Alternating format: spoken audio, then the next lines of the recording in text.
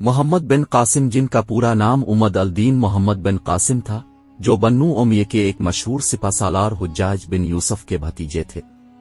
محمد بن قاسم نے 17 سال کی عمر میں سندھ فتح کر کے ہندوستان میں اسلام کو متعارف کرایا اور ہندوستان میں عموی مہمات کا افتتاح کیا۔ ان کو اس عظیم فتح کے باعث ہندوستان و پاکستان کے مسلمانوں میں ایک مسیحا کا اعزاز حاصل ہے، اور اسی لیے سندھ کو باب الاسلام کہا جاتا ہے، کیونکہ ہندوستان پر اسلام کا دروازہ یہیں سے کھلا۔ محمد بن قاسم 29 دسمبر 695 عیسوی میں طائف میں پیدا ہوئے۔ ان کے والد خاندان کے ممتاز افراد میں شمار کیے جاتے تھے۔ جب حجاج بن یوسف کو عراق کا گورنر مقرر کیا گیا تو اس نے ثقفی خاندان کے ممتاز لوگوں کو مختلف عہدوں پر مقرر کیا۔ ان میں محمد کے والد قاسم بھی تھے، جو بصرہ کی گورنری پر فائز تھے۔ اس طرح محمد بن قاسم کی ابتدائی تربیت بصرہ میں ہوئی۔ تقریباً 5 سال کی عمر میں ان کے والد کا انتقال ہو گیا۔ بچپن ہی سے محمد بن قاسم مستقبل کا ذہین اور قابل شخص نظر آتا تھا۔ غربت کی وجہ سے اعلیٰ تعلیم حاصل کرنے کی خواہش پوری نہ کر سکے، اس لیے ابتدائی تعلیم کے بعد فوج میں بھرتی ہو گئے۔ فنون سپاہگری کی تربیت انہوں نے دمشق میں حاصل کی اور انتہائی کم عمری میں اپنی قابلیت اور غیر معمولی صلاحیت کی بدولت فوج میں اعلیٰ عہدہ حاصل کر کے امتیازی حیثیت حاصل کی۔ 15 سال کی عمر میں 708 عیسوی کو ایران میں کردوں کی بغاوت کے خاتمے کے لیے انہیں سپہ سالاری کے فرائض سونپے گئے۔ اس وقت بنو امیہ کے حکمران ولید بن عبد الملک کا دور تھا اور حجاج بن یوسف عراق کا گورنر تھا۔ اس مہم میں محمد بن قاسم نے کامیابی حاصل کی اور ایک معمولی چھاہونی شیراز کو ایک خاص شہر بنا دیا۔ اس دوران محمد بن قاسم کو فارس کے دار الحکومت شیراز کا گورنر بنایا گیا۔ اس وقت اس کی عمر 17 برس تھی۔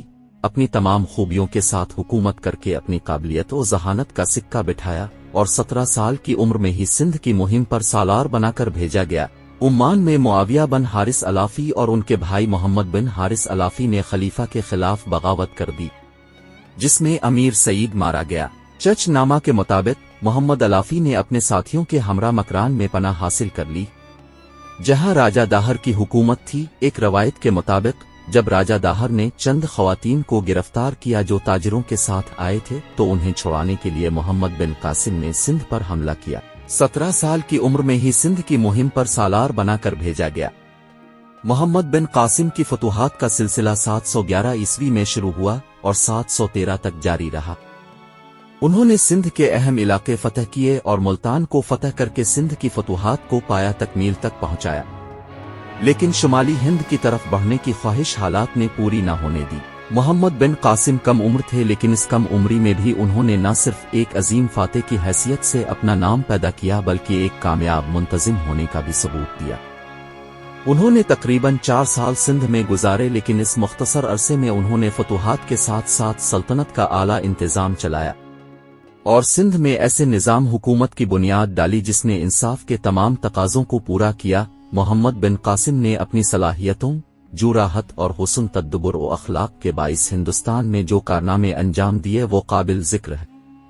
سندھ کے عوام کے لیے انہوں نے رواداری کی بڑی عمدہ پالیسی اختیار کی۔ محمد بن قاسم کی سندھ کی فتح سیاسی، معاشرتی، مذہبی اور عملی طور پر ہر اعتبار سے بے شمار اثرات کی حامل تھی۔ محمد بن قاسم ایک نوعمر نوجوان تھے۔ اس کم عمری میں انہوں نے سندھ کی مہم پر سپہ سالار کی حیثیت سے جو کارنامے انجام دیے وہ ان کے کردار کی پوری طرح عکاسی کرتے ہیں۔ وہ زبردست جنگی قابلیت اور انتظامی صلاحیتوں کا مالک تھے۔ ان کی ان صلاحیتوں کے ثبوت کے لیے سندھ کی مہم کی کامیابی ہی کافی ہے۔ ان کے اخلاق و کردار کا اندازہ اس بات سے بھی لگایا جا سکتا ہے کہ ایک غیر قوم ان کی گرویدہ ہو گئی تھی۔ سندھ کے عوام ان سے حد درجہ چاہت کا اظہار کرنے لگے تھے۔ تاریخ سندھ کے مصنف اعجاز الحق قدوسی تحریر کرتے ہیں کہ محمد بن قاسم جب سندھ سے رخصت ہونے لگے تو سارے سندھ میں ان کے جانے پر اظہار افسوس کیا گیا۔ ان کی وفات پر شہر کے ہندوؤں اور بودھوں نے اپنے شہر میں ان کا ایک مجسمہ بنا کر اپنی عقیدت کا اظہار کیا۔ یہی ذکر فتوح البلدان کے مصنف بلا زری نے بھی کیا ہے۔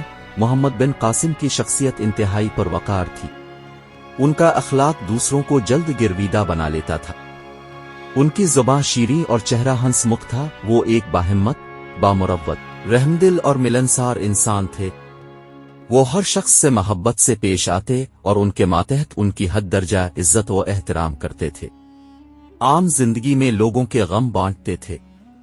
उन्होंने हर मोड़ पर अक्ल व फिरासत को पूरी तरह इस्तेमाल किया और उनका हर कदम कामयाबी की राहें तलाश करता था। उनकी बुलंद ख्याली और मुस्तहकम इरादे उनकी कामयाबी की दलील थे। मुल्तान की फतह के बाद मोहम्मद बिन कासिम ने शुमाली हिंद के सरसब्ज और शादाब इलाके की जानिब मुतवज्जे होने के लिए कदम बढ़ाए।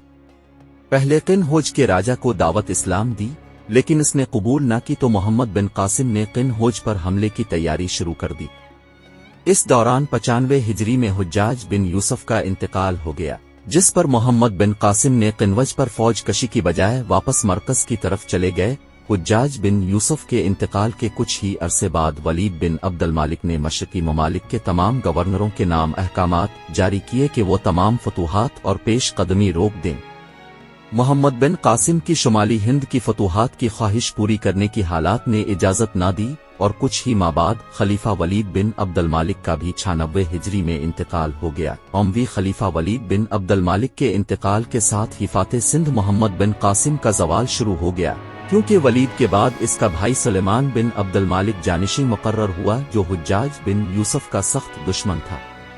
हुज्जाज का इंतकाल अगरचे इसकी खिलाफत के आगाज से कबल ही हो गया, लेकिन इस अदावत का बदला उसने हुज्जाज के तमाम खानदान से लिया और मोहम्मद बिन कासिम की तमाम खिदमात और कारनामों को नजरअंदाज करते हुए उन्हें हुज्जाज के खानदान का फर्द होने के जुर्म में अतब का निशाना बनाया। सुलेमान ने यजीद बिन हबकबशा को सिंध का वाली बनाकर भेजा और हुक्म दिया कि मोहम्मद बिन कासिम को गिरफ्तार करके भेजें। मोहम्मद बिन कासिम के साथियों को जब उनके गिरफ्तारी का पता चला तो उन्होंने मोहम्मद बिन कासिम से कहा कि हम आपको अपना अमीर जानते हैं और इसलिए आपके हाथ पर बैत करते हैं, खलीफा का हाथ हरगिज अब तक नहीं पहुंचने देंगे। लेकिन मोहम्मद बिन कासिम ने खलीफा के हुक्म के सामने अपने आप को झुका दिया। ये उनकी अजमत की सबसे बड़ी दलील है कि अगर वो ऐसा न करते तो उनकी इमदाद के लिए सिंध के रेगिस्तान का हर जर्रा आगे आता, लेकिन उन्होंने अपने आप को हबकबशा के सुपुर्द कर दिया। मोहम्मद बिन कासिम को गिरफ्तार करने के बाद दमिश्क भेज दिया गया। सुलेमान ने उन्हें वासित के कैद खाने में कैद करवा दिया। 7 माह कैद की सोबतें झेलने के बाद 19 साल की उम्र में 18 जुलाई 715 ईस्वी को वो इस दुनिया से रुखसत हो गए। इस तरह मोहसिन सल्तनत की खलीफा ने कदर न की गई और एक अजीम फातेह महज खलीफा की जाती अदावत व दुश्मनी की बना पर अपनी जिंदगी से हाथ धो बैठा। लेकिन उन्होंने जंगी सलाहियतों, जराहत और हसन तदब्बुर व अखलाक के बाइस हिंदुस्तान में जो कारनामे अंजाम दिए वो तारीख में सुनहरी हुरूफ से लिखे गए। उनकी मौत से दुनियाए इस्लाम को अजीम नुकसान पहुंचा। सिंध में इस निज़ाम की कामयाबी यकीनन उनकी शख्सियत की मरहून मिन्नत थी। उन्हें सिंध की गवर्नरी से माजूल करके यजीद बिन एबकबशा को गवर्नर मुकर्रर किया गया, लेकिन उनका चंद ही दिन बाद इंतकाल हो गया। इसके इंतकाल और नए गवर्नर के आने तक मोहम्मद बिन कासिम की गिरफ्तारी के असरात सिंध में बदनज़मी की सूरत में नजर आने लगे। वीडियो को लाइक और शेयर करें और चैनल को सब्सक्राइब करें।